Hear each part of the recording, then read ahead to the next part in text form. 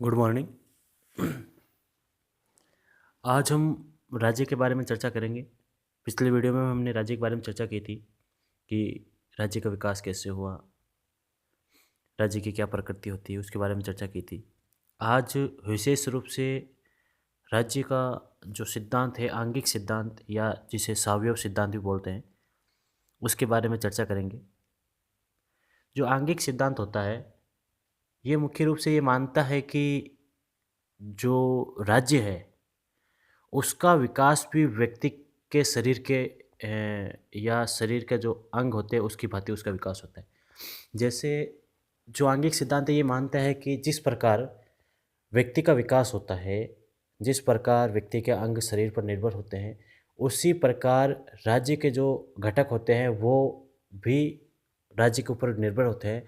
और जब तक राज्य है तब तक उनका अस्तित्व होता है, और राज्य नहीं होता तो उनका अस्तित्व नहीं होता। जिस प्रकार यदि आप बात करते हैं एक व्यक्ति की, तो व्यक्ति का शरीर है तब तक उसके अंगों का अस्तित्व है। जैसे हाथ है, पैर है, आँख है। यदि शरीर नहीं होगा तो इनका कोई भी अस्तित्व नहीं होगा। इनको यदि पृथक कर देते हो आप, कि हाथ को अलग कर देते हो शरीर से, तो उस हाथ का कोई महत्व नहीं होता। आँख को अलग कर देते हो शरीर से तो उसका कोई महत्व नहीं होता।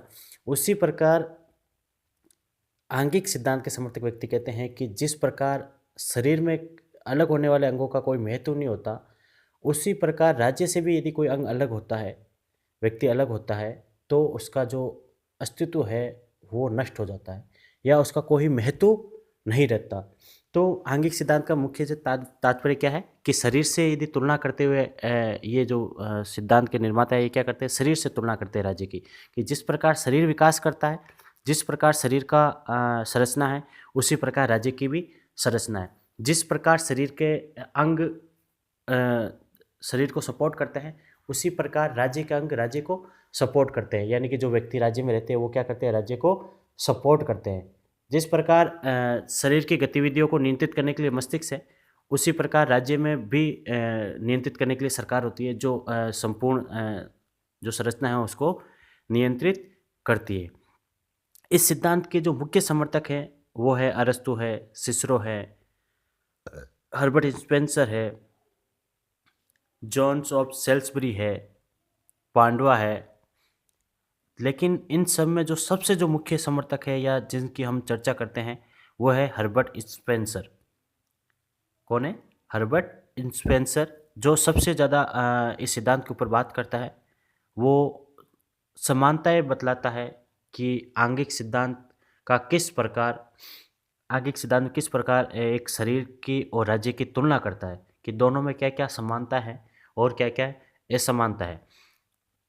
जैसे हर्बर्ट स्पेंसर जो पहली समानता बतलाता है वो बतलाता है रचना के दृष्टिकोण से देखा जाए तो शरीर का निर्माण जिस प्रकार रक्त, मांस, हड्डी आदि से होता है, उसी प्रकार व्यक्तियों से मिलकर राज्य का निर्माण होता है। रचना के हिसाब से देखा जाए तो क्या बता रहा है कि शरीर का विकास किससे होता है? रक्त से होता है, मांस से होता है, हड्डी से होता है। उसी प्रकार राज्य का विकास कैसे होता है, राज्य की रचना कैसे बनती है? व्यक्तियों से मिलकर बनती है।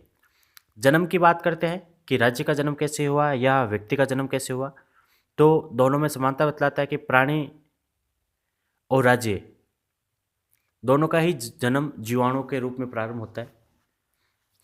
तीसरा कहता है कि विकास क्रम की बात करते हैं हम, तो विकास क्रम में भी राज्य और शरीर दोनों में समानताएं हैं।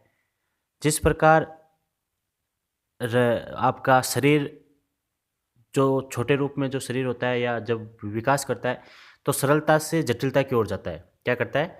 सरलता से जटिलता की ओर शरीर विकास करता है।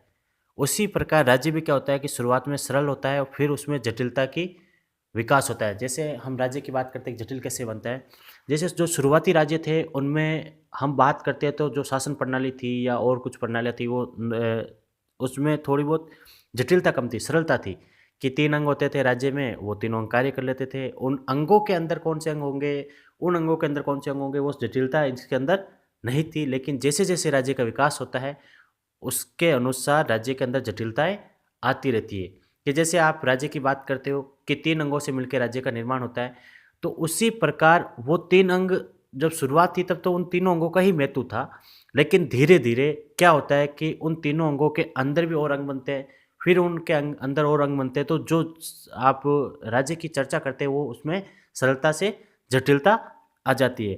परस्पर अंतर्निर्भरता, परस्पर अंतर्निर्भरता की बात करता है, चौथा जो पॉइंट बताता है वो कहता है कि परस्पर अंतर्निर्भरता, शरीर में भी परस्पर अंतर्निर्भरता होती है, राज्य में भी परस्पर अंतर्निर्भरता पाई जाती है। जिस प्रकार शरीर के अंदर हाथ का महत्व है, आँख का महत्व है, पैर का महत्व है, रक्त का महत्व है, तो क्या है, अंतर्निर्भर है कि एक शरीर को संचालित करने के लिए हाथ की भी आवश्यकता होती है, आँख की भी आवश्यकता होती है, रक्त की भी आवश्यकता होती है। उसी प्रकार राज्य को भी संचालित करने के लिए व्यक्तियों की आवश्यकता होती है। तो अंतर्निर्भर होते हैं, राज्य व्यक्ति पर निर्भर होता है और व्यक्ति राज्य पर निर्भर होता है। उसी प्रकार शरीर में क्या है कि जो अंग है वो शरीर पर निर्भर होते हैं और शरीर अंगों पर निर्भर होता है। तो ये कुछ समानताएं बतलाता है हर्बर्ट स्पेंसर। इनके अलावा कुछ असमानता भी है। पारस्परिक निर्भरता की जो सीमा है वो अलग अलग है। कि क्या होता है कि शरीर से यदि निर्भर तो होते हैं, लेकिन जो अंतर है, मुख्य अंतर की जो निर्भरता होती है उसकी सीमा अलग अलग है। कैसे है कि यदि शरीर से कोई अंग अलग हो जाता है तो उसका कोई अस्तित्व नहीं रहता।